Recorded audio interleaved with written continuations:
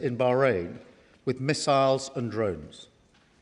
There were 300 British personnel on the base, some within a few hundred yards of the strike. Last night, a drone hit RAF Akrotiri in Cyprus. There were no casualties in this strike.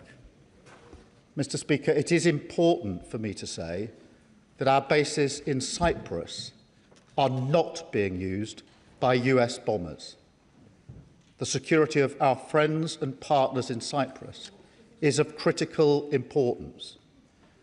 And, Mr. Speaker, I want to be clear. The strike on RAF Akrotiri in Cyprus was not in response to any decision that we have taken. In our assessment, the drone was launched prior to our announcement. Iran's aggression towards Britain and our interests is long-standing, and that's why we've always ensured that protections for British bases and personnel are at their highest level. Mr. Speaker, it is very clear that the death of the Supreme Leader will not stop Iran from launching these strikes. In fact, their approach is becoming even more reckless and more dangerous to civilians. They are working ruthlessly and deliberately through a plan to strike not only military targets, but also economic targets in the region, with no regard for civilian casualties. That is the situation we face today, and to which we must respond. Mr. Speaker, I've been speaking to our Gulf partners over the weekend. They're outraged by Iran's acts, particularly as they played no part in any strikes, and they've asked us to do more to defend them. Moreover, it is my duty, the highest duty of my office, to protect British lives. That is why we put British jets in the air, Typhoons and F-35s, as part of coordinated defensive operations, which have already successfully intercepted Iranian strikes, including, Mr. Speaker, taking out one drone that was heading towards a coalition base in Iraq, housing UK service personnel. I want to pay tribute to our brilliant servicemen and women, putting themselves in harm's way to keep others safe. And I know the whole House will join me in expressing our gratitude and our respect. But, Mr. Speaker, it is simply not possible to shoot down every Iranian missile and every drone after they've been launched. The only way to stop the threat is to destroy the missiles at source, in their storage depots or at the launchers. The US requested permission to use British bases for that specific and limited defensive purpose, because they have the capabilities to do so. Yesterday evening, we took the decision to accept that new request in order to prevent Iran firing missiles across the region, killing innocent civilians, putting British lives at risk, and hitting countries that have not been involved. To be clear, the use of British bases is limited to the agreed defensive purposes. We are not joining the US and Israeli offensive strikes. The basis for our decision is the collective self-defence of long-standing friends and allies and protecting British lives. It is in accordance with international law, and we've produced a summary of our legal advice which clearly sets this out. We will keep the decision under review. Mr. Speaker, we are not joining the strikes, but we will continue our defensive actions in the region. France and Germany are also prepared to enable US action to destroy Iran's capability to fire missiles and drones from source. I've been in close contact with President Macron and Chancellor Merz in recent days, as well as President Trump and leaders across the region to that end.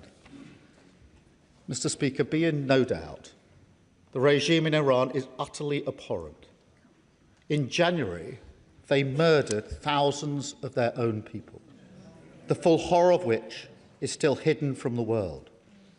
For decades, they have sought to destabilise the region and export terror around the world. Their proxies in Yemen have targeted British ships in the Red Sea. They facilitated Russia's attacks in Ukraine. The regime's tentacles have even reached these shores, posing a direct threat to Iranian dissidents and to the Jewish community. Over the last year alone, Iran has backed more than 20 potentially lethal attacks on UK soil, each of which, Mr. Speaker, we have foiled. So it's clear the Iranian regime must never be allowed to get their hands on nuclear weapons. That remains the primary aim of the United Kingdom and our allies, including the US, and ultimately this will have to be achieved at the negotiating table. Mr. Speaker, in this dangerous moment, our first thoughts are with our citizens in the region, friends, family members and constituents. I recognise the deep concern that the situation is causing for those involved and for communities across the country. We're asking all British citizens in the region to register their presence so we can provide the best possible support, and to monitor the Home Office travel advice, which is being regularly updated. Across much of the region, airspace remains closed, and local authorities are advising individuals to shelter in place. The situation on the ground may remain challenging for some time, so we're sending rapid deployment teams to the region to support our British nationals on the ground. And we're in close contact with the travel industry and governments in the region, including with our friends in the UAE, given the concentration of British nationals in that country. And we're looking at all options to support our people. We want to ensure that they can return home as swiftly and safely as possible. The FCDO phone lines are open to provide consular support, and ministers are available to meet MPs to discuss any individual cases. Mr. Speaker, we're also reaching out to communities across the United Kingdom, including Muslim and Jewish community organisations, and we're making sure that sites across the country, including places of worship, have appropriate protective security in place. Mr. Speaker, the situation in the region is developing rapidly, so we will continue to update the House in coming days. Mr. Speaker, I've spoken recently about the toll that global events are taking here at home. They come crashing into our lives with ever greater frequency, hitting our economy, driving up prices on the supermarket shelves or at the pump, dividing communities, bringing anxiety and fear. That's why how we operate on the world stage matters so much. Mr. Speaker, we all remember the mistakes of Iraq, and we have learned those lessons. Any UK actions must always have a lawful basis and a viable, thought-through plan. I say again, we were not involved in the initial strikes on Iran, and we will not join offensive action now. But in the face of Iran's barrage of missiles and drones, we will protect our people in the region and support the collective self-defence of our allies, because that is our duty to the British people. It is the best way to eliminate the urgent threat, to prevent the situation spiralling further, and support a return to diplomacy. It is the best way to protect British interests and British lives. That is what this government is doing, and I commend this statement to the House. Yeah. Leader of the Opposition, Kemi Bednall. Thank you, Mr. Speaker. And can I thank the Prime Minister for advance sight of his statement and for the security briefing I received earlier. This is a defining moment for the people of Iran, the wider Middle East and the world order. I know that hundreds of thousands of British people still in the region, many sheltering from drone attacks, are fearful about making it home. I agree with the Prime Minister that everyone in the region should follow FCDO advice and register their presence with the British Embassy. Can the Prime Minister confirm whether he is making contingency plans for a potential evacuation of UK citizens and what stage the operational planning is at? Let me also, Mr. Speaker, pay tribute to our brave service personnel stationed in British bases in the region. I know that this will be an anxious time for them and their families. They all have our support. Mr. Speaker, we stand in solidarity with our allies, including Bahrain, the UAE, Saudi Arabia, Kuwait, who, along with others, have been on the receiving end of unprovoked aggression. On Saturday, our allies, the United States and Israel, took targeted action against the Iranian regime, a regime which for decades has been brutally repressing its own citizens, whose leader had the blood of hundreds of thousands of Iranians on his hands and of countless others around the world killed by Iranian proxies. This regime is the world's foremost sponsor of international terrorism. It seeks to annihilate the world's only Jewish state. It has said so repeatedly, and we should take despots at their word. It is a regime whose apparatchiks chant death to Britain. It has attacked British nationals and conducted multiple plots on British soil, as the head of MI5 has warned. It is manufacturing drones en masse for Russia, drones which are raining down on innocent Ukrainians. And it continues to try to develop nuclear weapons in flagrant violation of international agreement, nuclear weapons which, if obtained, would be an existential threat for this country.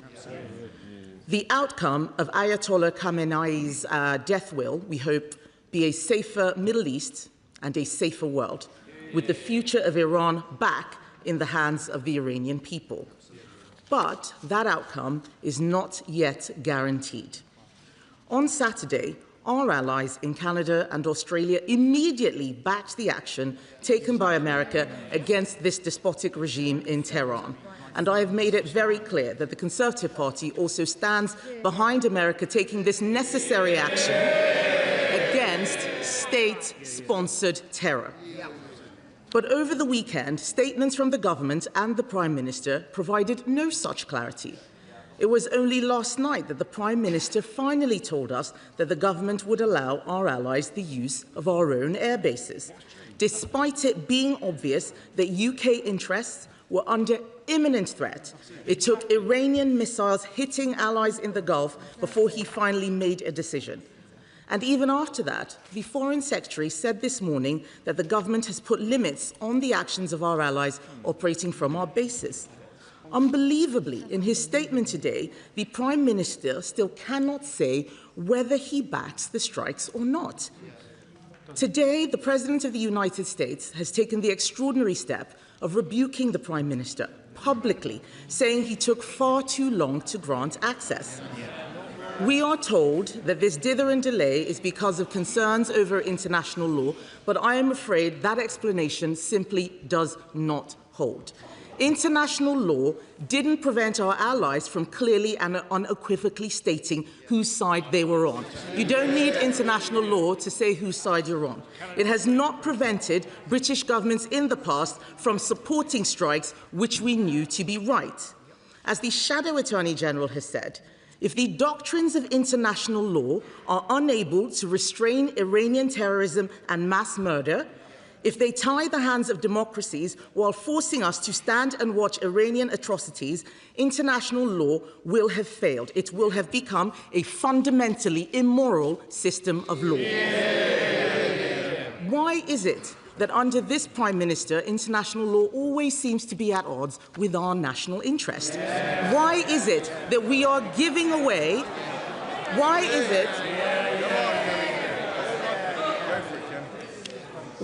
is it that we are giving away the Chagos Islands and paying £35 billion for the privilege, rather than standing up for our national interest and protecting the crucial military base, which even now our allies are using? We in this House are elected to stand up for Britain's national interest, and where the government is doing the right thing, we will always back them. So let me reiterate our offer that if the government brings forward legislation to fast-track banning the IRGC, we will support them. But let me ask the Prime Minister, what national interest was served by refusing to help our allies for so long, particularly when we so need American support to protect Ukraine's and Europe's security? Are we going to see new UK military capabilities deployed to protect our security partners, our bases, including in Cyprus, and British nationals in the region? And will the Prime Minister ensure the Chancellor uses the spring statement tomorrow to set Britain on a clear path to 3% of GDP on defence spending? There is no point wanting action to make the world a safer place, but being too scared to do anything except stand by and watch others. Mr. Speaker, our national interest and national security must be front and centre. The Conservative Party will always work with our allies to make the world a safer place. Mr. Speaker, she asked about contingency plans for UK nationals, and I can assure her and the House we're working at speed with our partners in the region to take whatever measures we can to make sure that our people can return as safely and as swiftly as possible, and will continue to do so. And I'm happy to update her and the House as we roll out those plans. Mr. Speaker, let me be very clear. There were two distinct and separate decisions over the weekend. The first decision was whether or not the United Kingdom should join the U.S. Israel offensive against Iran. We took the decision that we should not. That we should not. Absolutely right. The second decision was a separate decision, and actually a separate request from the US, which was whether we should permit the use of bases for the distinct, specific, defensive purpose of collective self-defence of our allies and to protect British lives, which were put at risk by the actions of Iran on Saturday and Sunday. We took the decision that we should do so. I am clear in my mind that any UK action must always have a lawful basis. It must also always have a viable and thought-through plan. And it must be in our national interest. The Leader of the Opposition, I think, is saying she would have joined the initial strikes whether they were lawful or not.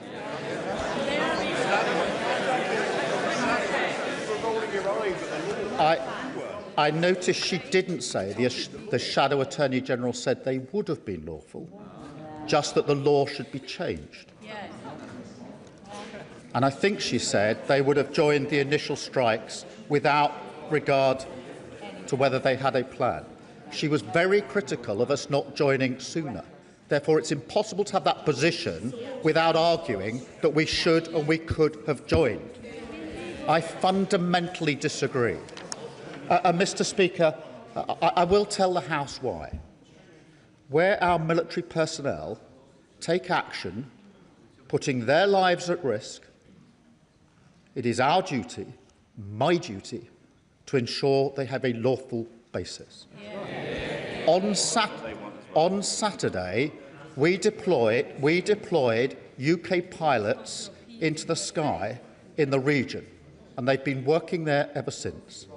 They deserve to know that their actions are lawful and there is a viable, thought-through plan. And I will not countenance committing our military personnel to action which doesn't have a lawful basis. That is not a fair thing to do to our serving personnel. And no UK Prime Minister has ever committed our personnel to action unless it's got a proper lawful basis. In the Select Committee, Dame Emily Thornbury. Thank you very much, Mr. Speaker. Although the attack on Iran by the US and Israel was ill-advised, ill-judged and illegal, it is absolutely no excuse for the Iranians to recklessly bombard its Gulf neighbours. I'd like to ask the Prime Minister, is he in a position to give us more details on what we're doing with our Ukrainian friends to support the collective self-defence of Arab nations against the Iranian Shahid drones that are causing so much damage in Ukraine and now in the Gulf? Can I thank her for that question, because it is an important question. Ukraine, sadly, has more expertise than anyone in dealing with drones, and that's why we're putting their expertise and our expertise together and using it to help our allies in the region as they struggle with drones as we speak. Sir Ed David, Leader of the Liberal Democrats. Thank you, Mr. Speaker. Can I thank the Prime Minister for advance sight of his statement for my security briefing. Once again, President Trump has launched a unilateral and unlawful act. Ayatollah Khamenei was a brutal dictator and a monstrous war criminal. He supported Hamas and their October the 7th atrocities, and he massacred thousands of his own people for daring to protest against decades of repression. I shed no tears for him. But instead I think of all the innocent Iranian civilians who have lost their lives. I think of the U.S. service personnel killed in action, our allies and partners in the region who are being outrageously targeted by Iran, and our British bases which have already faced attack. They did not choose this war. Donald Trump did, and he will bear responsibility for it. We have seen before what happens when an American president launches an illegal war with no idea how or when it is going to end, and we fear for what comes next. So in discussions with the White House, has the Prime Minister demanded to find out what Trump's plan is for what comes next? Does the Prime Minister understand that when he fails to stand up to Trump, especially when he breaks international law, it makes our country less safe? And how will the Prime Minister be sure that defensive operations from UK bases will not become offensive? And in rightly protecting our allies in the region, can we be assured by the Prime Minister that he won't follow Trump's lead down a slippery slope into a protracted conflict? And finally, Mr. Speaker, we rightly expect our brave armed forces to protect British citizens around the world in crises like this. But that includes tax exiles like Isabel Oakeshott and washed-up old footballers who mock ordinary people who stay in the UK and pay our taxes here. So as we protect them, does the Prime Minister agree it is only right for tax exiles to start paying taxes to fund our armed forces just like the rest of us do? Well, can I thank you for his question and agree that the response of Iran has been outrageous, particularly hitting countries which played no part in the strikes on them. We have had extensive discussions with the United States at all levels, including the military-to-military level, continually over the course of the weekend. We deliberately took the decision not to join the offensive strikes that were carried out by the US and Israel. We did take the decision to take defensive action, firstly ourselves on Saturday with putting pilots in the sky, and secondly by allowing the bases to be used for purely defensive reasons. And we clearly set out the legal basis upon which we took the second of those decisions. And in relation to the limits, they are limited to defence, and that is the base upon which we've agreed the basing. In relation to his last point, I want to be clear that it is my duty, our duty, to protect all UK nationals in the region, and we will endeavour to do everything we can in order to do so. Chair of the Defence Select Committee, Tammanji Singh Desai. Thank you very much, Mr. Speaker. The Iranian regime, including its late leader Ayatollah Ali Khamenei, are of course no friends of our country, but I thank the Prime Minister for clarifying that the UK had no involvement in the Israeli and US strikes on Iran. And indeed, my heartfelt condolences to all those who have sadly lost loved ones in the region thus far. And I'm extremely concerned about the safety of the millions of people in the region, including the thousands of Brits who are living there and currently stranded there. So can the Prime Minister please confirm What steps are being taken to ensure their safety, especially from the one-way attack drones? What steps are being taken to help evacuate those Brits who are stranded and want to come back to the UK? And what steps are being taken with our allies to help de-escalate the situation?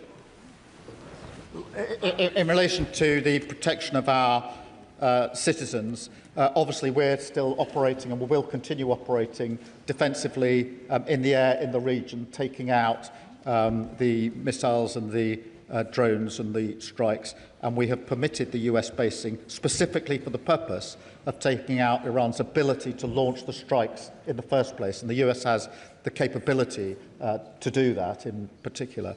On the question of our citizens and their desire, understandably, to return home as swiftly and safely as possible, we're doing all that we can, working very closely with our partners in the region, and I would ask all those in the region to register their presence so we can give them the best advice as quickly as possible as to how we can keep them safe and bring them home as quickly as possible. Father of the House, Sir Edward Lee. Well, whilst many of us believe that we should be guided by the law of national self-interest, not so-called international law, does the Prime Minister agree that we are right to be cautious in this matter, that the British public will warmly support him in defending British people and bases, but they're very sceptical about being dragged into the cesspit of Middle East politics? They remember Iraq, which some of us voted against. They remember all the arguments about weapons of mass destruction. What evidence, actually, is there that Iran was on the cusp of acquiring nuclear weapons? And since when has regime change from the skies ever changed the regime? Let me thank him for his question. This government does not believe in regime change from the skies, and I thank him for his question. The lessons of history have taught us that it is important when we make decisions like this that we establish there is a lawful basis for what the United Kingdom is doing. That is one of the lessons from Iraq. And that there's a viable, thought-through plan with an objective that can be achieved or has a viable prospect of being achieved. That is the principles that I applied to the decisions that I made over the weekend. They're the principles I applied to the decision not to get involved in the offensive strikes of the US and Israel.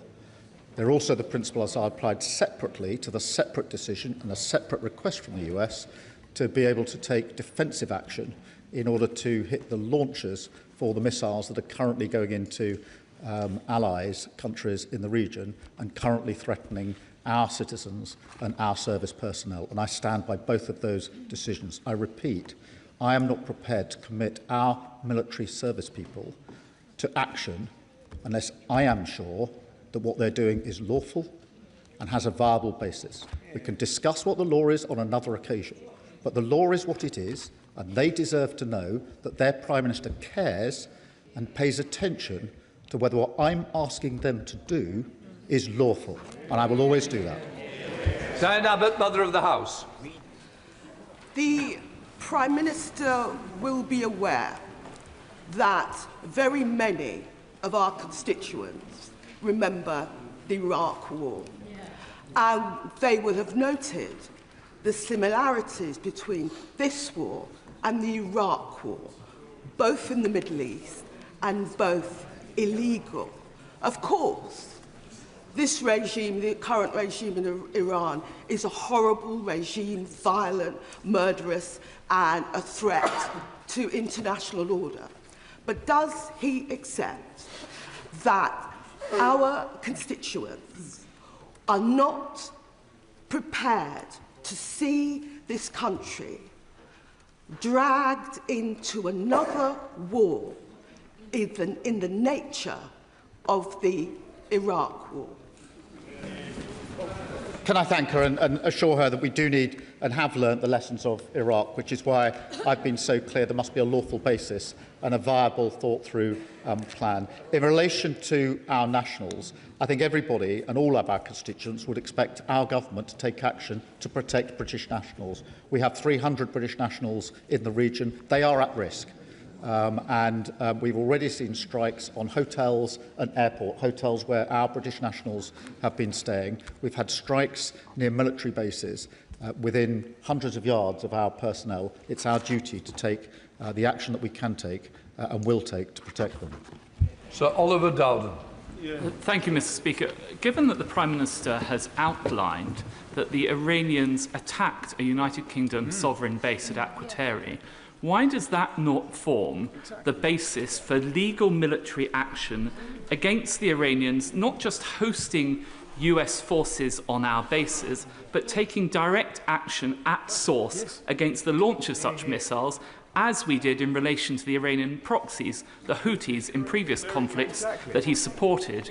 Moreover, given the Iranians' ability to exercise malign influence on the streets of this country, what reassurances can he give the House and the public at large about coordination across our intelligence and security capabilities to address this heightened threat on our streets? In relation to the second point, can I tell him there is coordination going on for that very reason? As I set out in my statement, there have been 20 Iranian-backed plots to take action on our streets, all of which have been thwarted, and I pay my respect to our security and intelligence services in the work that they do. In relation to the point he makes, there were two separate decisions made over the weekend. We are in the sky taking action defensively on our allies. Among the reasons we agreed to the request from the US yesterday is because they have the capability to take the missile launchers out in Iran, and that is why we gave them the permission to use our bases in order to reduce the threat to our citizens. Thank you, Mr. Speaker. The Prime Minister has spoken about possibly repatriating British citizens in the region. Can he tell us whether this will be through the MOD, and if so, who will foot the bill? Will it be the MOD, the Treasury, or those who are being repatriated? We're working across all departments in relation to repatriation, and at the moment we're simply focused on working with our allies to get a plan together to get people out in the first place and to do it as quickly, safely as possible, and there's no intention to charge people for that. Sir Andrew Mitchell. Thank you, Mr. Speaker. The Prime Minister's reaction at the end of last week appeared to many to be both anemic and disappointing, and at variance with the other Five Eye nations. Yeah.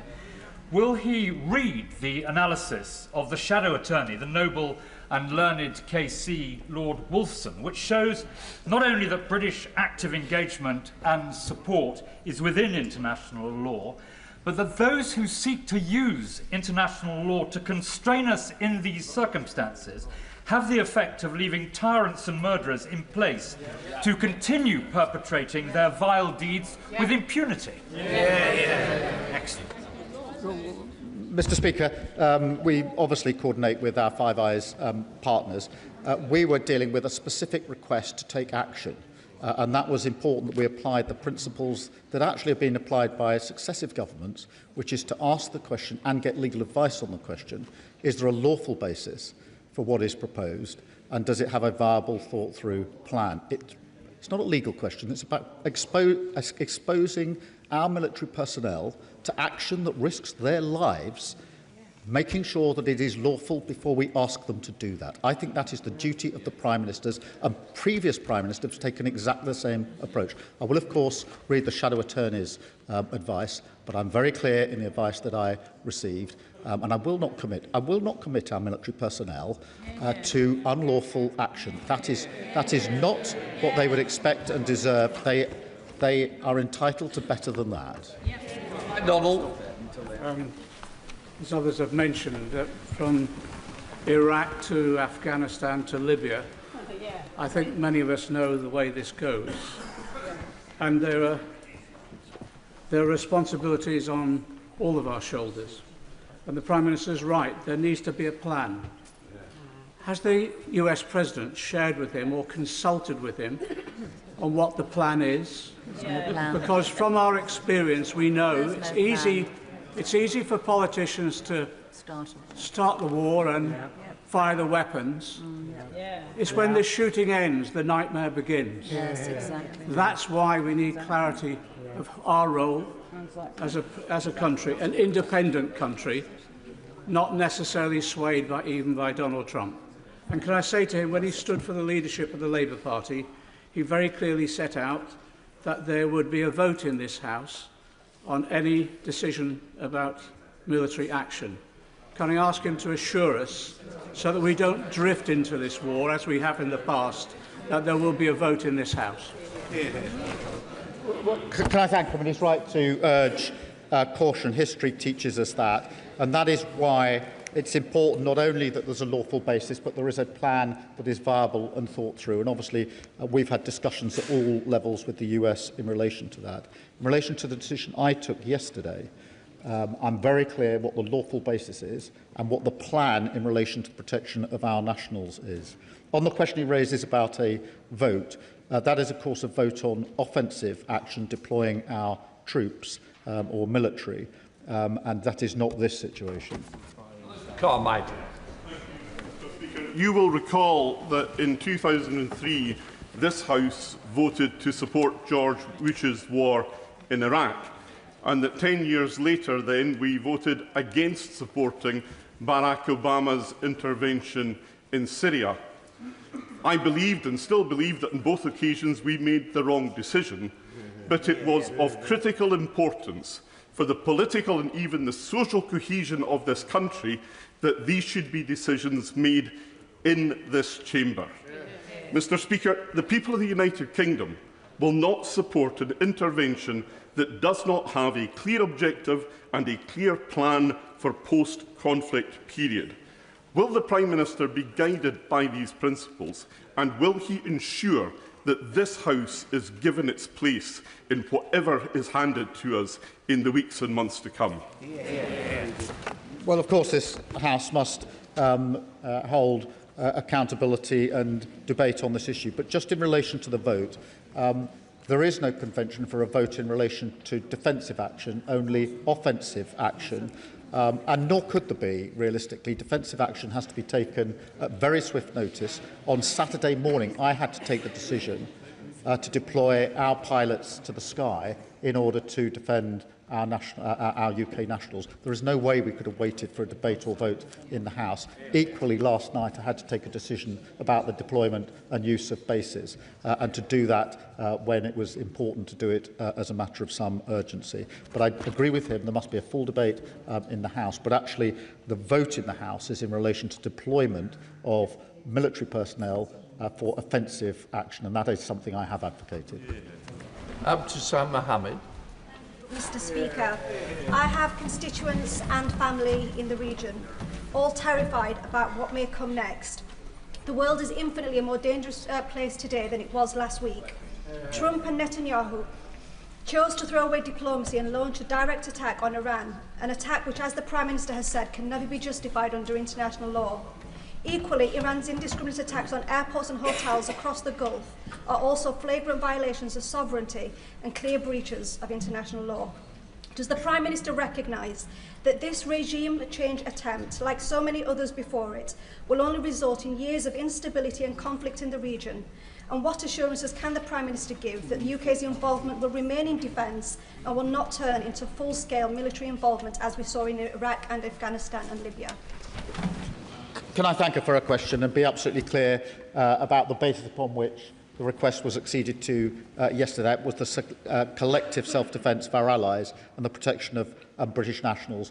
That remains the case. If it changes, I'll of course make a different decision and inform the House, and therefore she can rest assured that that's the basis of the action that we've taken and will remain the basis of the action that we've taken. Sir Jeremy Hunt. Thank you, Mr. Speaker. British influence in the Middle East is directly linked to the strength of our military and our willingness to use it. When he took office, the Prime Minister rightly increased defence spending, but that sum is now widely thought to be too little and taking too long. So will he unlock the argument between the Treasury and the Ministry of Defence so that this House can always have confidence that we will maintain a military formidable enough to defend our borders, our interests and our values? Yes, we're working at speed on that, and it's an important point, and it's important that we do so. I would remind the party opposite that they hollowed out our armed forces. It was this government that increased defence spending in the course of this Parliament. Rogan. Thank you, Mr Speaker. Over the weekend, I passed through Dubai Airport, and along with thousands of other people and many of my own constituents, as it turns out, boarded a flight home.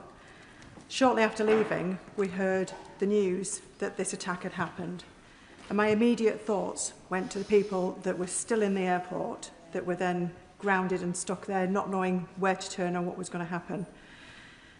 Now, rather than the blatant aggression and angry sneers that we're seeing from some of the opposition, would the Prime Minister agree that what we need in this situation is calmness and a clear and strategic plan? That is what our constituents want. Can I thank, and I'm sure that's what our constituents do want.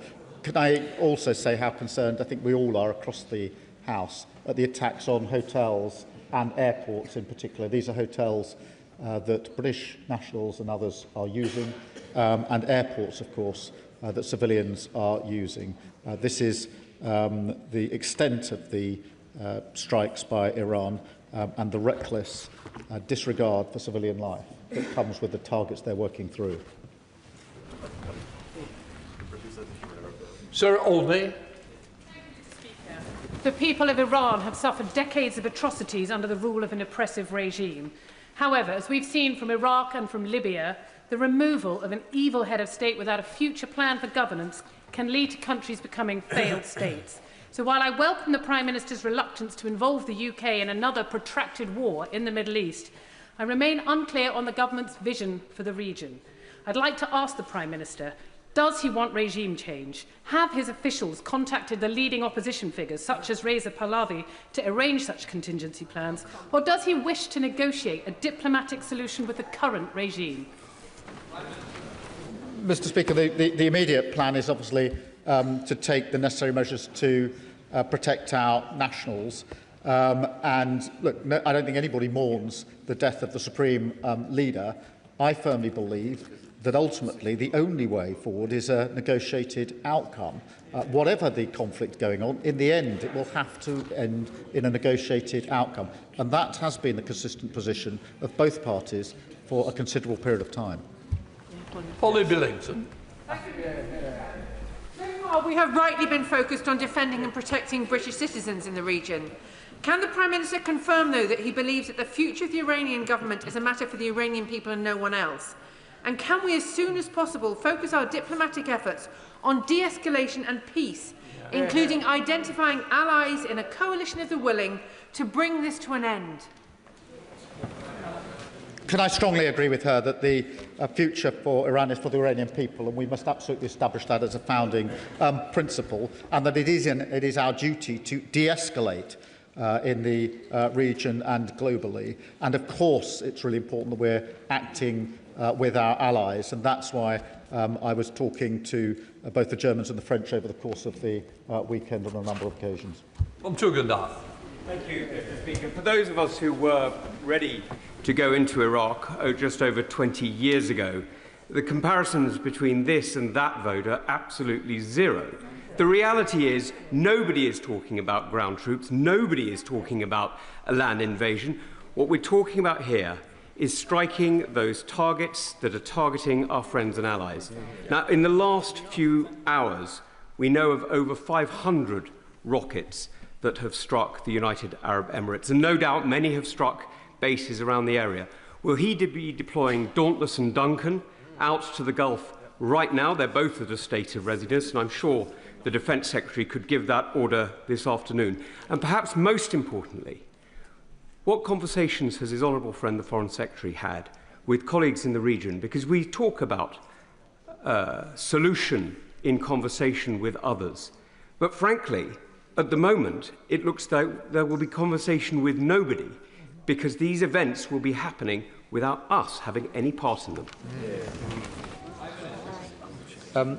Thank you for his question. Nobody is making the comparison with Iraq. There is a question of drawing the lessons from Iraq. And the lessons I draw is that there must be a lawful basis for the action that we take, and there must be a viable plan. On the question of the operational matters, I won't go into that across the dispatch box. As for his point about the Foreign Secretary, at all levels, including the Foreign Secretary, we've been talking intensively to our allies over the last few days, intensively. And they've been extremely grateful for what we've done and the way in which we have engaged. I've spoken personally to all the leaders in the region, so I'm not sure what point he's making about us not being involved. They are very grateful for the way that we've involved, and the Foreign Secretary and Defence Secretary have worked round the clock in the last few days to ensure that all the necessary conversations are had, as he would expect, and I think he probably knows has been happening. Thank you, Mr. Speaker. Can I thank the Prime Minister for setting out clearly the reasons why Britain did not join the US and Israel's attacks on Iran? Can I also thank him for ensuring the defence of Britain's Gulf partners and protecting the 300,000 Britons in the region? I agree with him that a negotiated settlement and diplomacy is the best path to peace. Can the Prime Minister outline the role Britain is playing to ensure that the Iranian people are listened to so that they have peace and security ahead, not more war and chaos, not another murderous Iranian regime and not another US-imposed regime change? Well, I thank her for her question, and we've been very, very clear in relation to the future of Iran, that it must be for the Iranian people, and that in the end, the question of nuclear weapons will have to be negotiated, and so we will also always ultimately have to get to that point. Stephen Gaffin. Mr. Speaker, the Prime Minister will understand why the ghosts of Iraq do hang heavy over this chamber at times like this. And on that basis, does he agree with me that the best tribute to the murderers in Tehran and the Iranian regime is a maintenance of an international rules-based system? And more than that, we owe it to the people across the region to learn from the instability that we had in the aftermath of Iraq. And on that basis, will he tell us what is the long-term viable plan? Thank him for his question, and we do need to learn the lessons of history, and that's why a rules-based system is important. It's also the rules-based system that allows us to make arrangements to get our citizens home and to take other matters in conjunction with other countries. And in relation to the plan on the basis of the decision I took last night, that is to take the necessary measures to protect British nationals, and we're clear that in the end there has to be de-escalation and a return to negotiation. Alex Ballinger.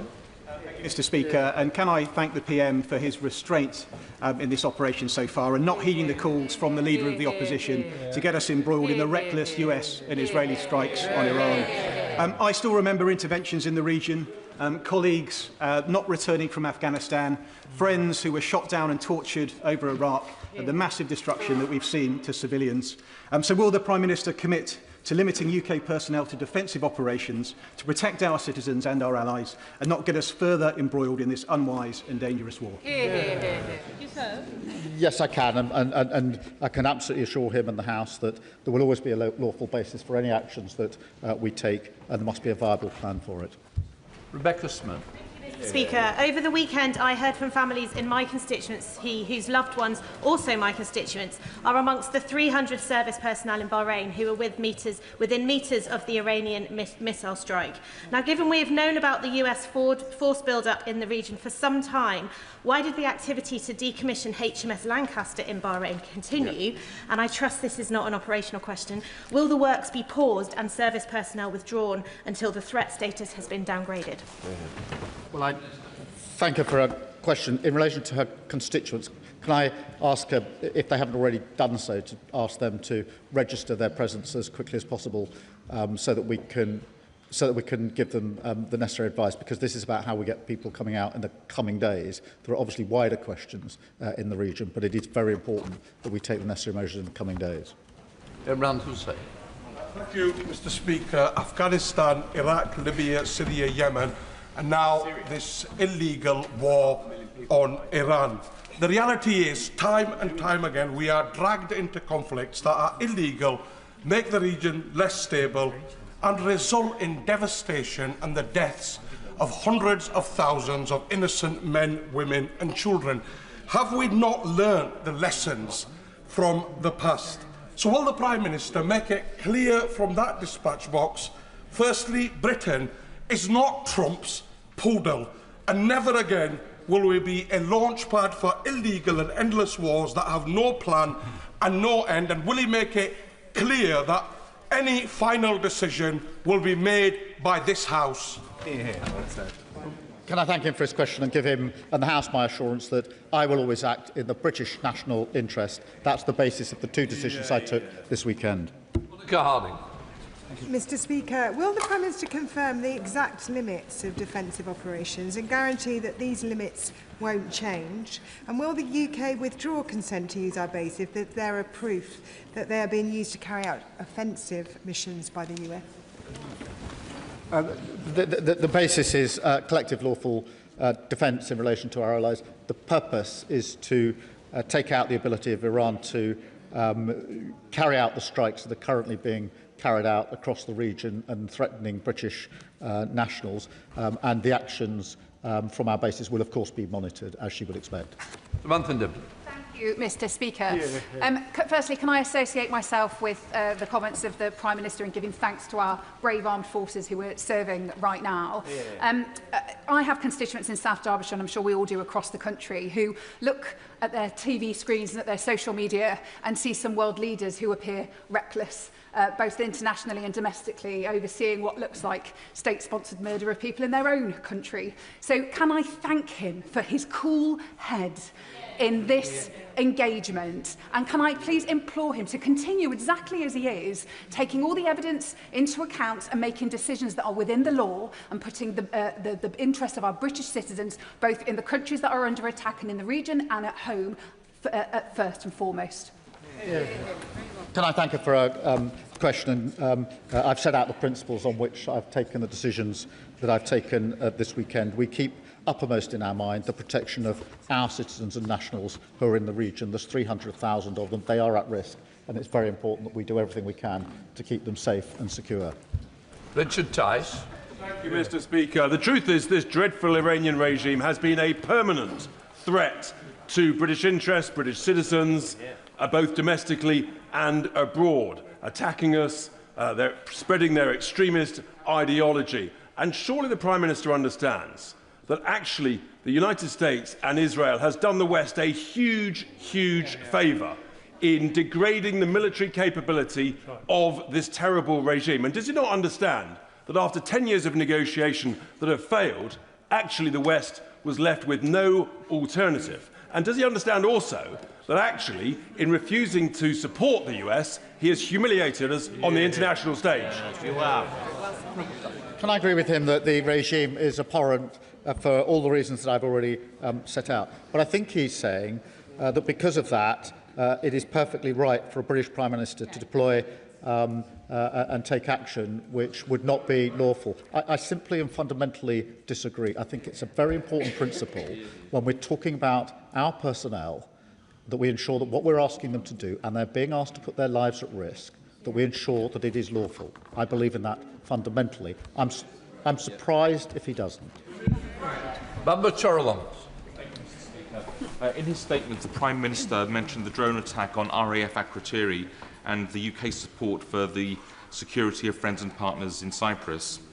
Can he tell us how the UK is coordinating efforts with the Cyprus government to ensure the safety of the whole island, including the bases? Can I assure him I spoke to the President of Cyprus yesterday, and I'm hoping to speak to him again later today. Can I repeat what I said earlier, because it's important for reasons that he and the House will understand? The bases in Cyprus are not being used and not going to be used by the US. And it's very important. Why not? Because they're not suitable. But it's very important that that is made clear, because the President and I have been discussing that, as he will understand. John Whittingdale.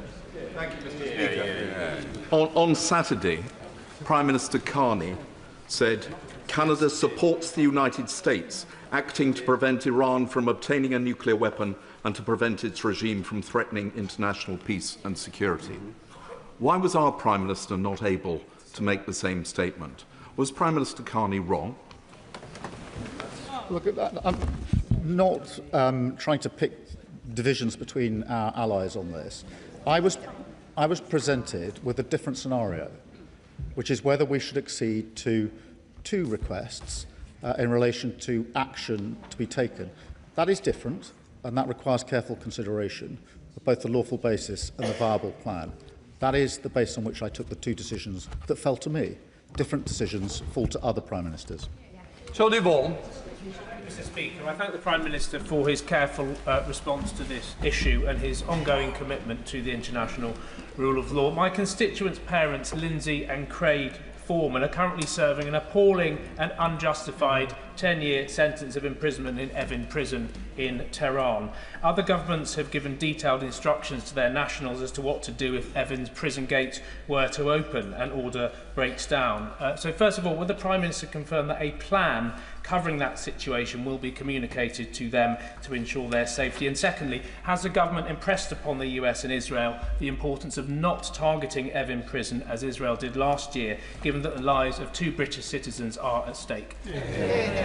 Well, can I thank him for raising this case and assure him that we have been and will continue to take all necessary action to safeguard their interests in relation to this case. Dr. Ross-Savin. Thank you, Mr Speaker. RAF Fairford is in my constituency of the South Cotswolds. The government has now authorised the US Air Force to use RAF Fairford for defensive operations. Residents have been contacting me today, understandably concerned for their safety, especially given the recent events at RAF Akrotiri.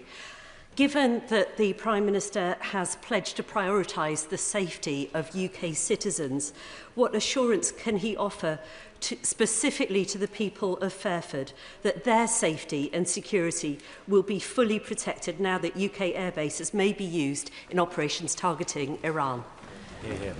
Can I thank her for raising that and assure her and her constituents that all necessary measures are being taken to keep her constituents safe in relation to the use of the base in her constituency. That is a first order priority for us, and that's what we're doing. Melanie Ward. Thank you, Mr Speaker. The Prime Minister is right to be clear that UK military action has to be in line with international law and that we were not involved in Israel and the US's offensive action. He is also right to act to protect British lives and British interests in the face of Iranian attacks. Let me ask the Prime Minister, in rightly drawing lessons from Iraq, does he agree that a failed state in Iran is not in the interests of the UK and not in the interests of the wider Middle East? No, I mean, we do have to learn the lessons, and collapsing and failed states have historically proved to be worse, so we do have to be careful. Sir Julian Lewis. If a missile battery in Iran was continuing to target British bases, would an airstrike against it be offensive or defensive?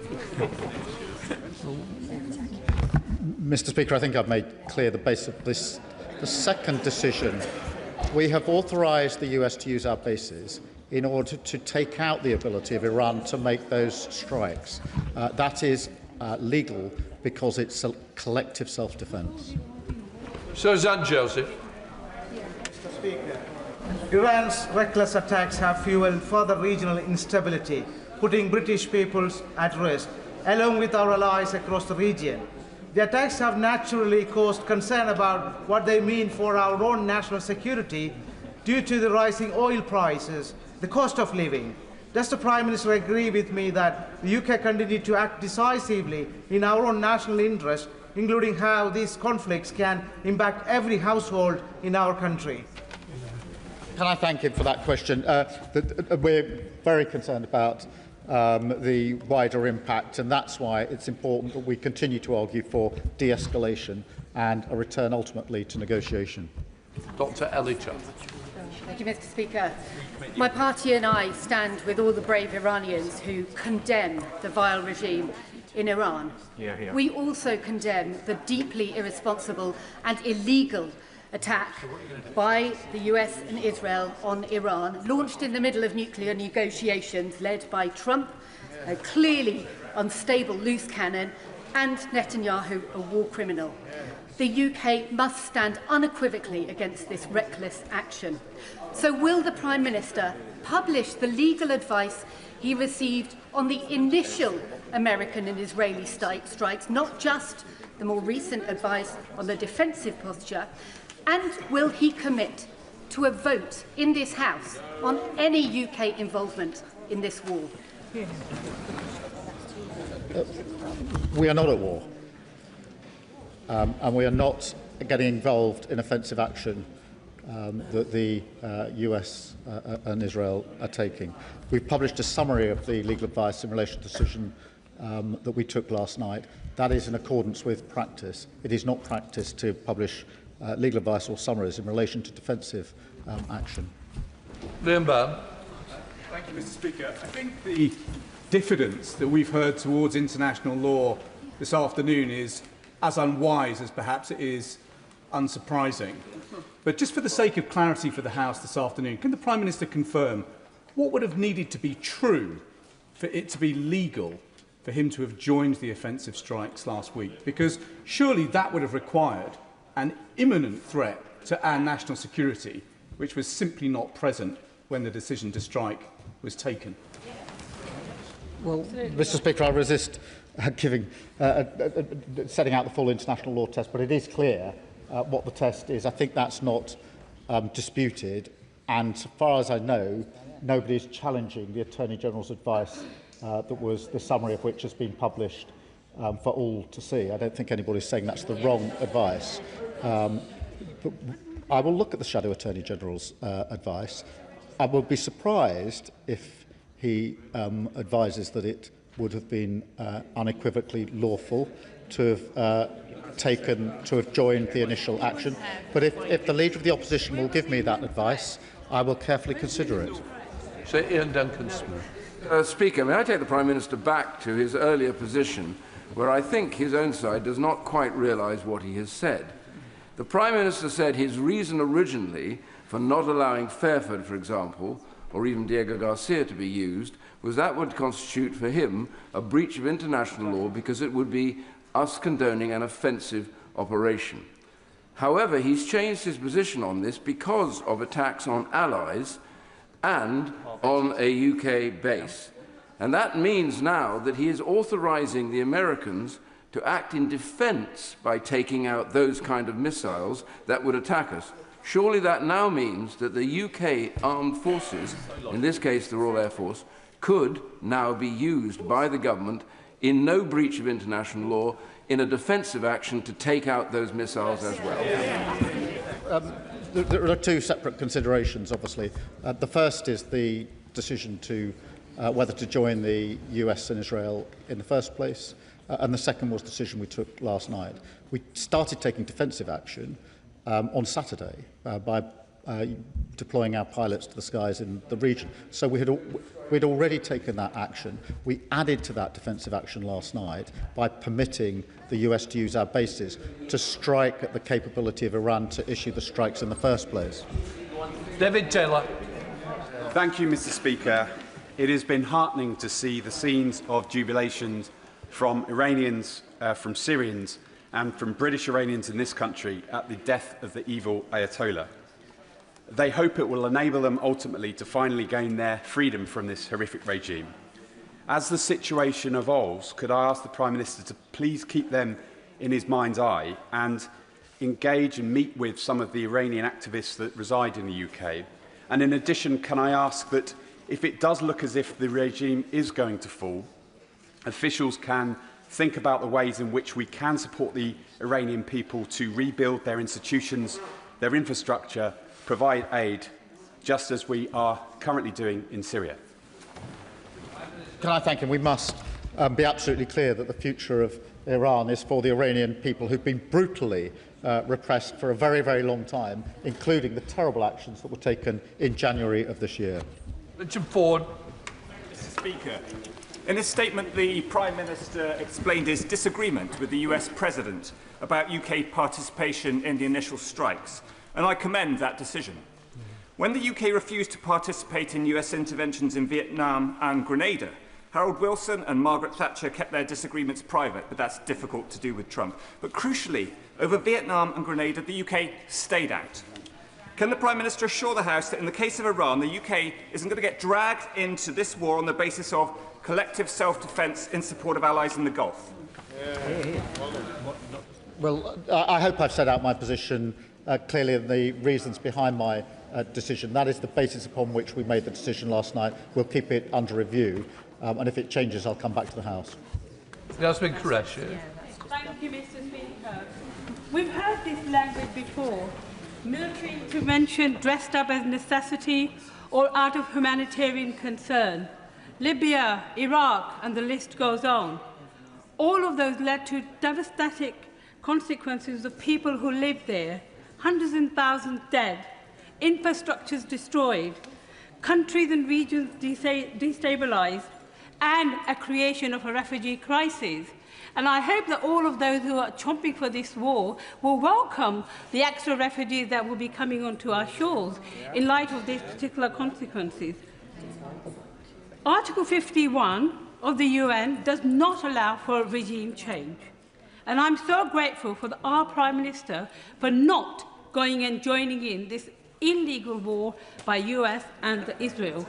So can I ask the Prime Minister please to continue with this direction so we don't get involved in another illegal war in the Middle East?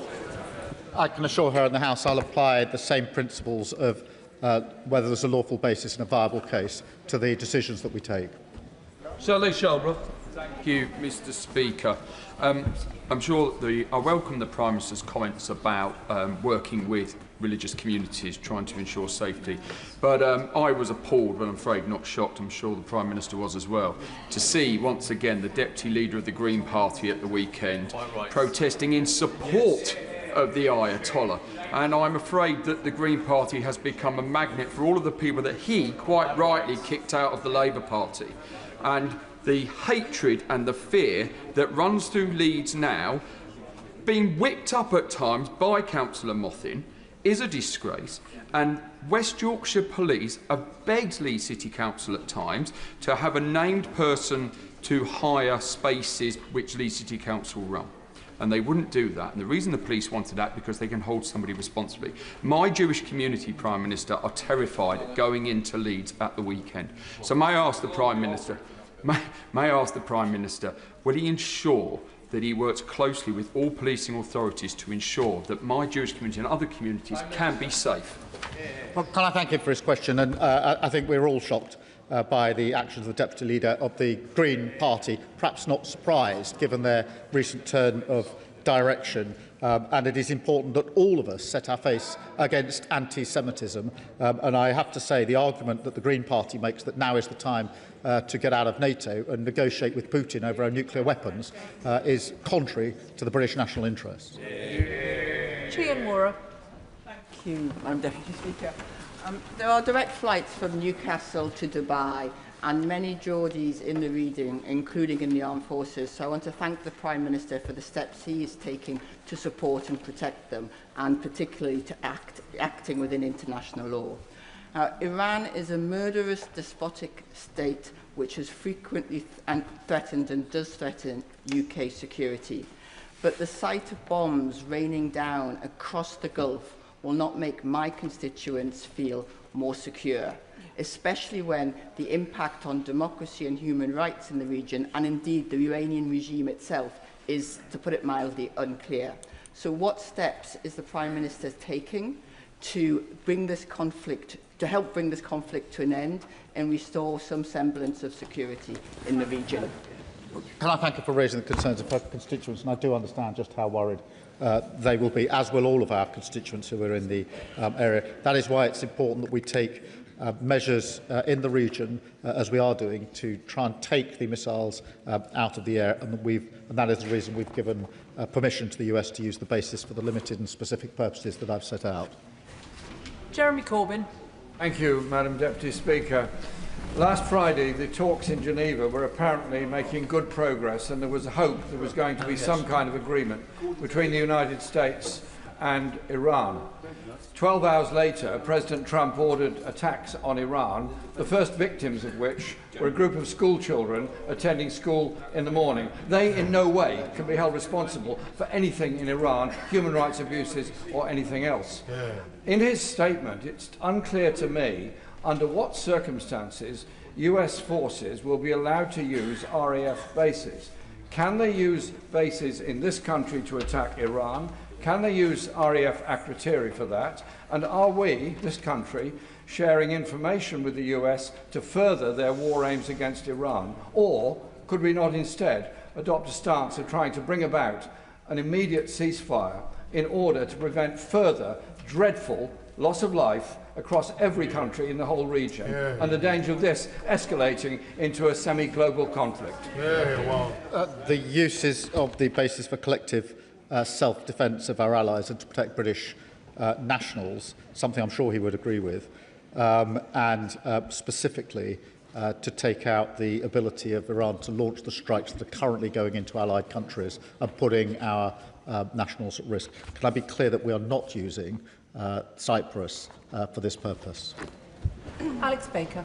Thank you, Madam Speaker. I thank the Prime Minister for his statement and for his leadership. My thoughts are with serving personnel in the region, and also can I mention our armed forces families in Cyprus, some of whom are my constituents. Clear communications from the Ministry of Defence will be crucial in reassuring these families feeling worried and uncertain at this time. In light of the growing threat, can I ask the Prime Minister about the UK's commitment under NATO Article 3 to be prepared? Does he agree with me that we need a total government approach to preparedness, with every minister in every government department clear on their role in meeting our obligations to ensure the UK can face the pressures of this increasingly unstable world? Well, can I thank her for all she does? And I know she has a lot of military families in her constituency, and she's right to be concerned for them, and I'm sure they will be feeling concerned themselves. We will ensure that we're liaising very closely with them wherever they are in the region to ensure that we do all we can to protect them and, of course, thank them for what they're doing.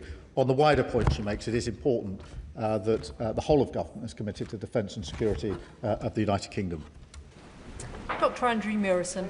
Deputy Speaker, the Prime Minister happily says that he has learnt the lessons of Iraq, a misadventure that his party is responsible for.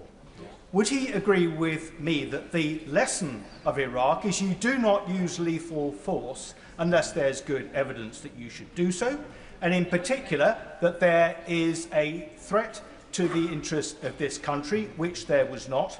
And would he compare and contrast that with the situation that applies to what has happened over the weekend, when our friends and allies took preemptive action against a feral state that had enriched uranium to 60%, that posed a clear and present danger to ourselves, our interests and our allies?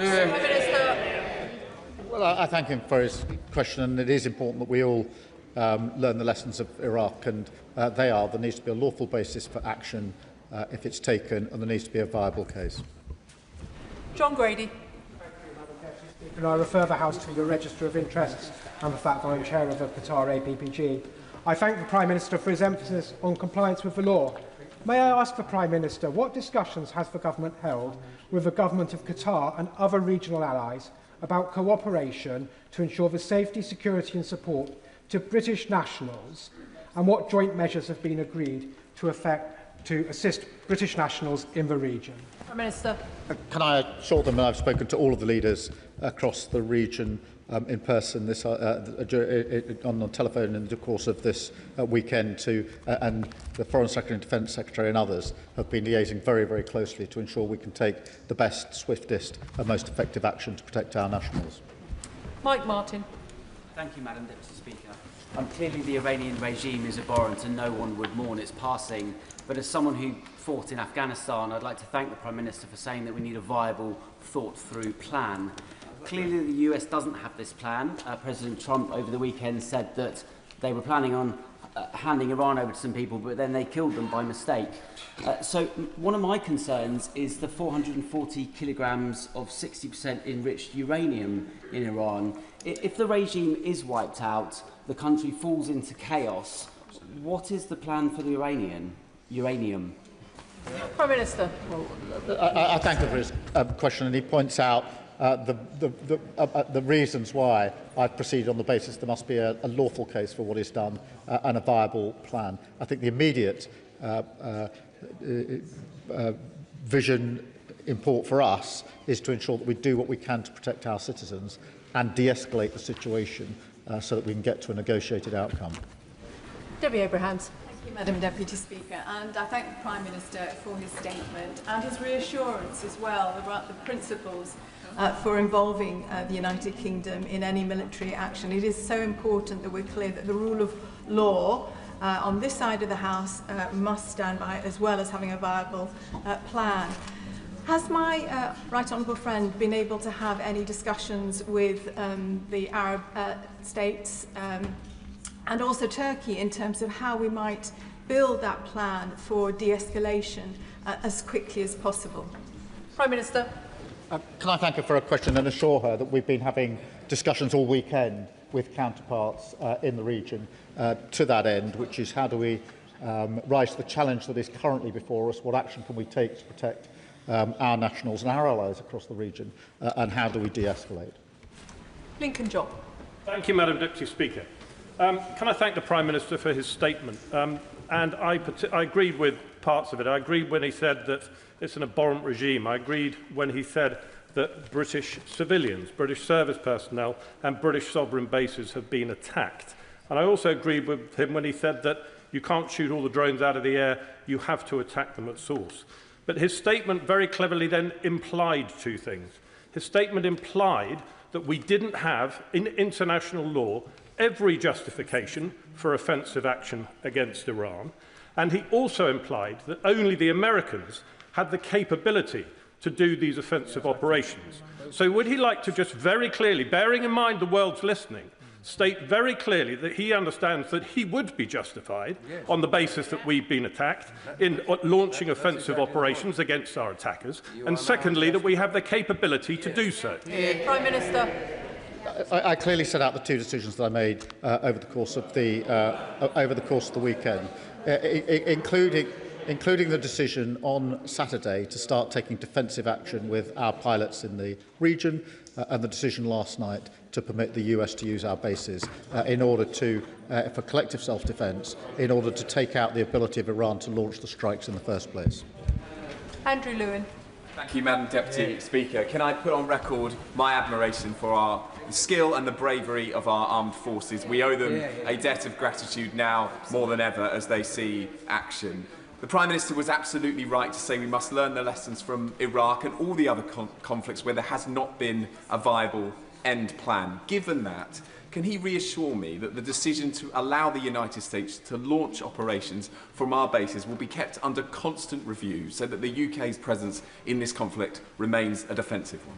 Prime Minister. Can I give him that assurance? It will be kept under review, and I'll update the House accordingly. Afra Brandra. Thank you, Madam Deputy Speaker. It's no surprise that drones have become a central element of Iran's response. The Shahed drones they deploy are relatively inexpensive, easy to mass produce and capable of causing significant damage. However, the interceptors we use to bring them down are substantially more expensive.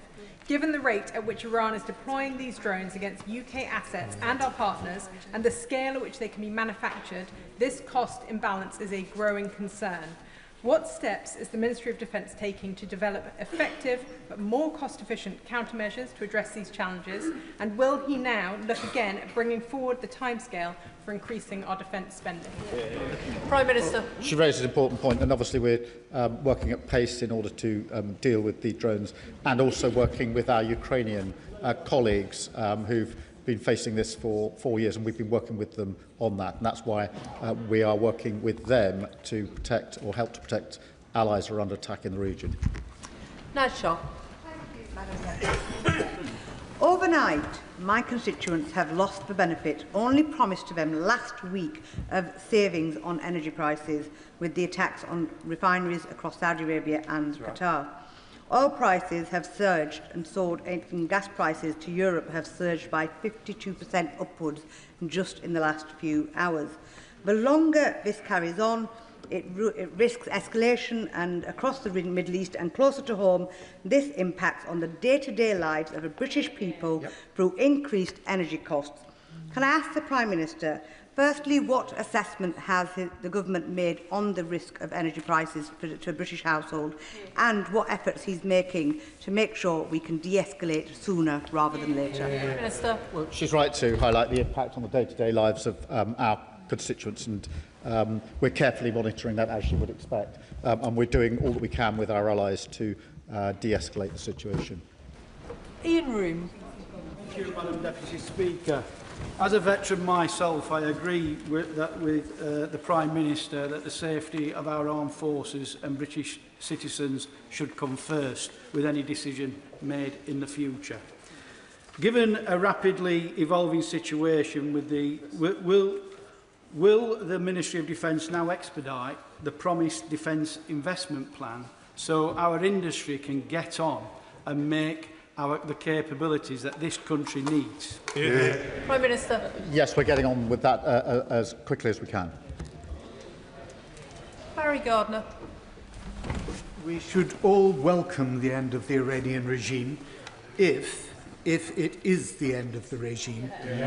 Those of us who were in this House for the decision on Iraq needed no convincing then that Saddam's was an evil regime. We needed convincing that the attack was permissible in international law and that there was clarity about the exit strategy. It had neither. The US attack on Iran has neither.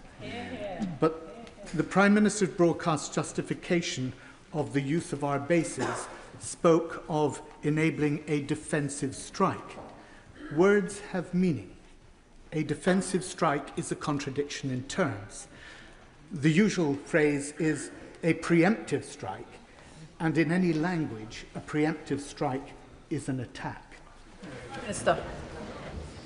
Well, the use of the bases is to allow the US to use its ability to take out the ability to Iran to launch the attacks in the first place. I think that's relatively clear.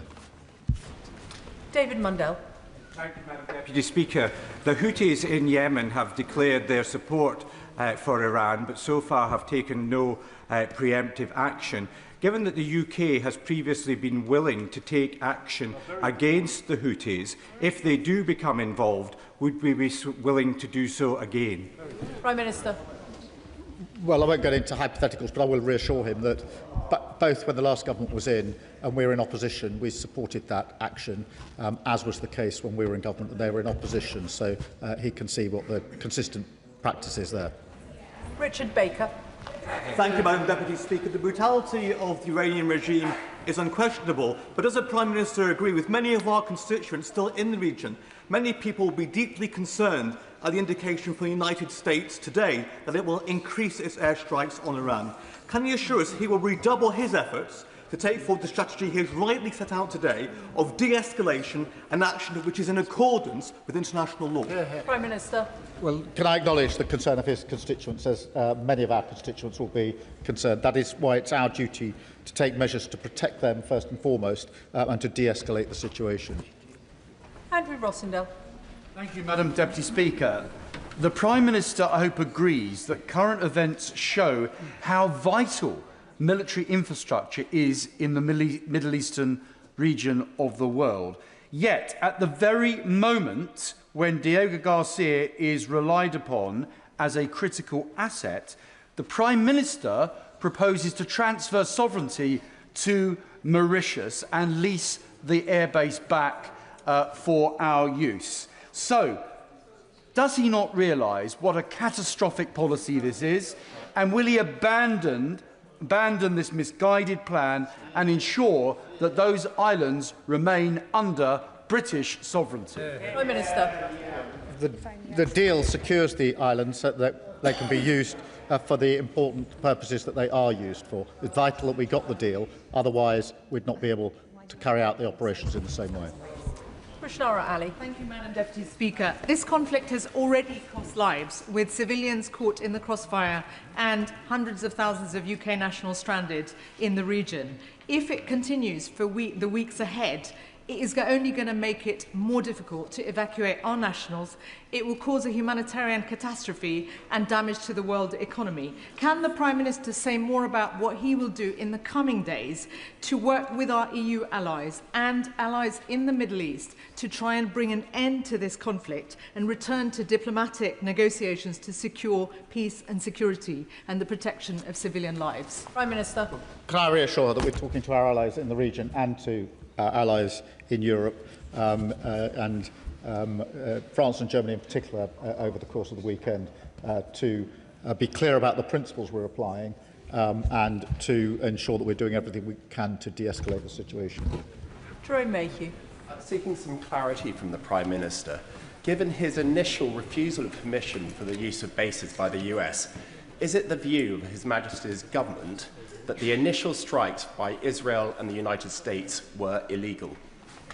Prime Minister. Mr. Speaker, the question I was asked and I was answering was what would be the lawful basis for anything the United Kingdom would do. That is the question.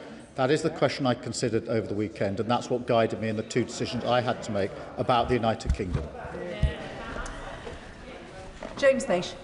Thank you, Madam Deputy Speaker. Prime Minister, I had 40 constituents with me this morning, and they were very concerned about the creation of a regional vacuum, specifically in places like Lebanon and Yemen. I wondered if the Prime Minister could confirm what steps the UK is taking to prepare targeted stabilisation and humanitarian efforts in countries that are most exposed should the Iranian regime change. Prime Minister. Well, I thank him for that, and it's very important that we take those measures in the countries that are most exposed, and we're talking to our allies about how we can do that.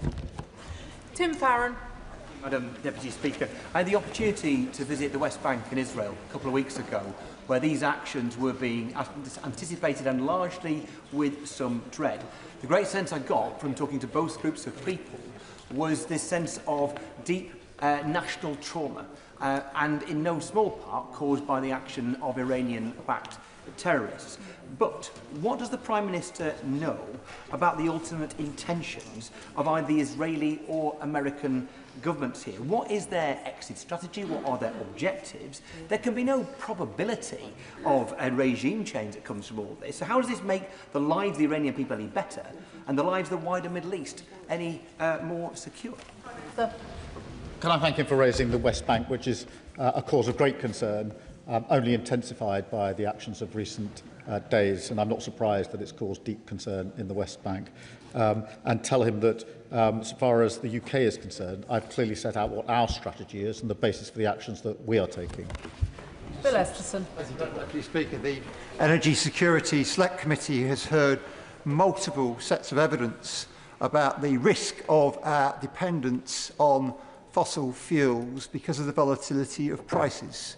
The way the oil and gas prices have gone up has been a salutary reminder of exactly that evidence. And remember, gas sets the price for our electricity most of the time as well. So isn't it the case that the energy transition is not a matter of ideology? It is a matter of both national security importance and economic importance. Prime Minister. Can I thank him for his question? And among the reasons for pushing ahead with renewables is because it gives us energy security and independence, which is hugely important at a time like this. Can I please urge members to make their questions significantly shorter? There are still a huge number seeking to catch my eye. I know we're going to have an exemplary performance from Mark Pritchard with a very short question, please. Yeah. Well, when British children are being bombed in Dubai and when the British military are being attacked in Cyprus, Qatar, in Bahrain, can I ask the Prime Minister why it is that it seems like, and I hope you'll forgive me, he's frozen with indecision? entangled in his own legalese and fretting about his own backbenchers, looking to the left in his own party as much as looking to the Middle East. He will know at that dispatch box that I've supported him time and time again on foreign policy decisions. But I have to say to him today, it is not his finest hour, that he's looking very weak, and that is not in our national interest. Prime Minister. I have been absolutely focused only on British nationals this weekend. That has been the total focus of my attention, and it's a disservice to him to suggest otherwise, really. Absana Begum. Madam Deputy Speaker, a constituent who fled Iran fought through tears as she told me how she wanted an end to the regime in Iran that had targeted her and her loved ones, and also said that she wanted absolutely no illegal military intervention from external forces. Does the Prime Minister understand that by enabling the use of military bases in the government's allies, in this case the US and Israel's illegal actions, that it is dragging our country into a wider conflict of which it does not have the power over the outcome, and that risks making all of us more, not less, safe? Prime Minister. No, our decisions were made to protect British citizens and British nationals, and I stand by that decision. Edward Morello. Madam Deputy Speaker, the Iranian regime is a murderous regime. It is an exporter of terrorism. It is a threat to regional and national security. Its removal is good for British security. It is good for the Iranian people. But what comes next is even more important than what has happened. The Prime Minister has repeatedly said he wants a viable, thought-through plan. Does he think that President Trump has a viable, thought-through plan for what comes next? Prime Minister. Well, Madam Deputy Speaker, we're obviously discussing all matters with the US all of the time. I'm absolutely clear what our plan is and what the basis for our decisions are, and I've set them out to the House. Luke Meyer. Thank you, Madam Deputy Speaker. Our primary duty at this time must be the safety of British nationals in the region. People like my constituents, the Foreman family, who are currently trapped abroad and not knowing when they will be able to come home. Their father's medication is running out today, and they have no idea whether they will be able to obtain those drugs. So what assurance will the Prime Minister provide that consular support will be put in for families like my constituents to make sure they can get the medication that they need and ideally come home as soon as possible?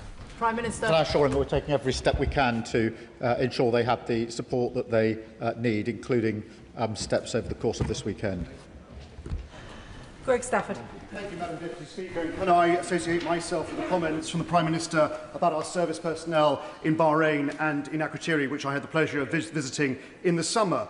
It's difficult to know where to start with the confusion and cognitive dissonance that is shown in the Prime Minister's statement, not least of which where he is against attacking Iran because it has nuclear weapons, but is willing to attack it because it has conventional weapons. Now, on the conventional weapons point, British sovereign territory in Akrotiri has been attacked, yet the Prime Minister is unwilling to use British personnel, the RAF, to strike on Iran.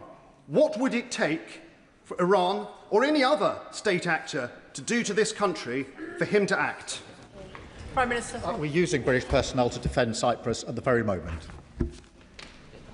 Josh Fenton-Glynn. Thank you, Madam Deputy Speaker.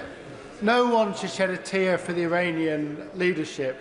They're a brutal and oppressive regime, but there are other brutal and oppressive regimes in the world, and that in and of itself is never a reason to attack a country.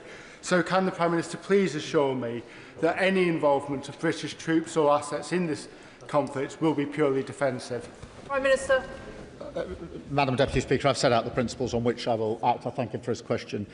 Any action will have to have a lawful basis and a viable case. 30 seconds. David Chadwick. Thank you, Madam Deputy Speaker.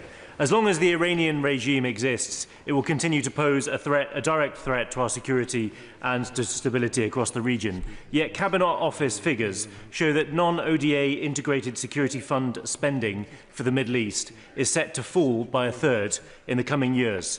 Can the Prime Minister explain why funding to counter Iranian threats is being reduced at precisely the moment that those threats remain so acute? Minister. We're taking a number of measures to deal with Iranian threats, as he would expect. Kim Johnson. Thank you, Madam Deputy Speaker. The Prime Minister claims that lessons have been learned from Iraq. I really hope that is true.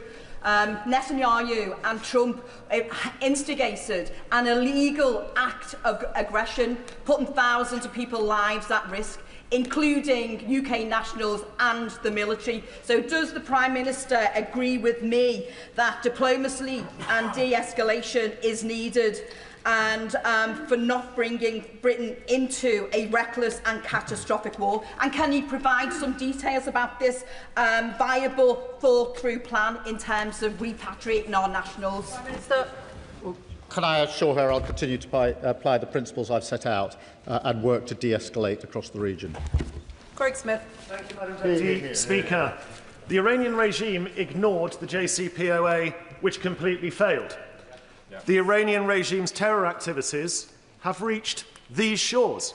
And while we meet here this afternoon, the Iranian regime's rockets rain down on our allies across the Middle East, including Hezbollah's rockets into Israel. So can the Prime Minister set out clearly what evidence underpins his view that this Iranian regime is in any way, shape or form interested in coming to the negotiating table? Prime Minister.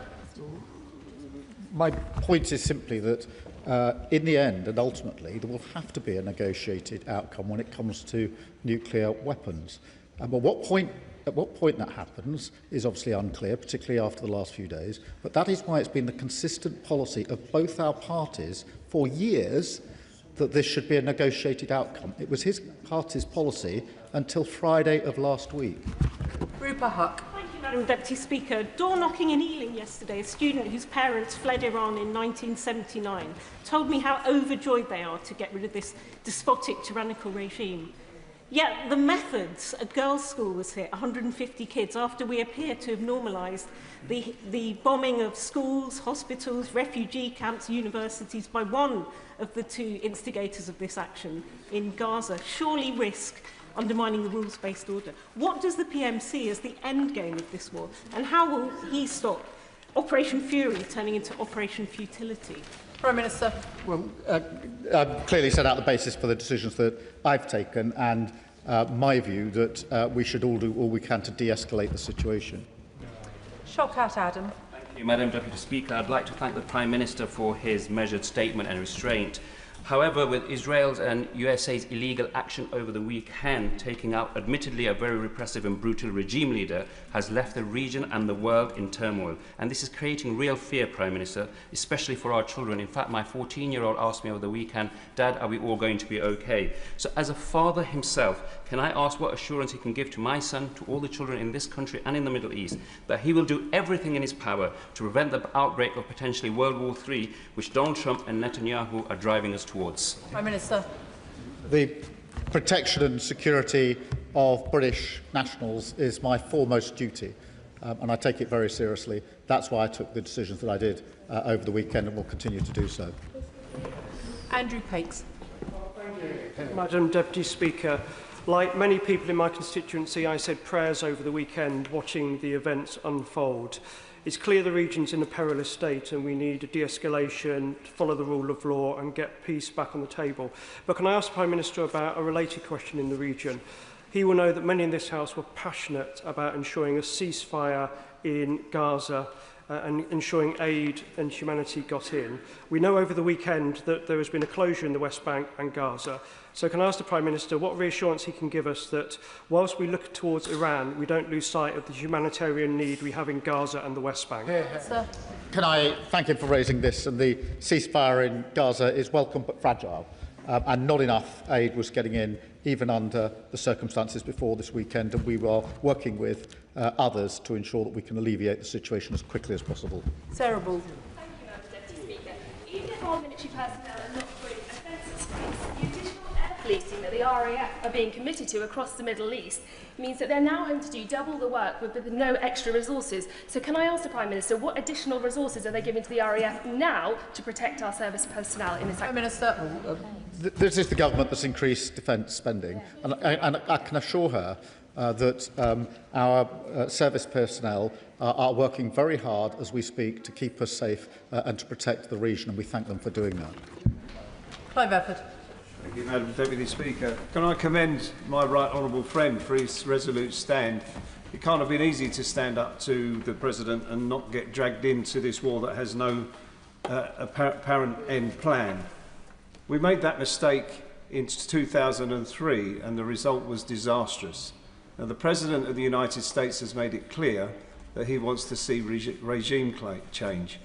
Can my right honourable friend say, has he seen any evidence of any plan to achieve that coming in the negotiations that we've had with the United States? Prime Minister. I can assure him we're talking to the US at all levels, and there's real clarity about the action that we've taken and the basis for the action we've taken and the reason for the action. Liz Saville-Roberts. No one